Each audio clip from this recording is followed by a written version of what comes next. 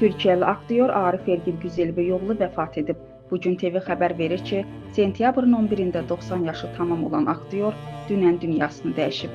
Qeyd edək ki, Güzelbeyoğlu Bizimkiler, Yabancı Damad, Arka Sokaklar, Muhteşem Yüzyıl, Menajerimi Ara kimi məşhur seriallarda rol alıb. O son olaraq 2023-cü ildə Türk Detektiv serialında çəkilib. Allah rəhmət eləsin. Hüsniyyə Salmanova, Bugün TV.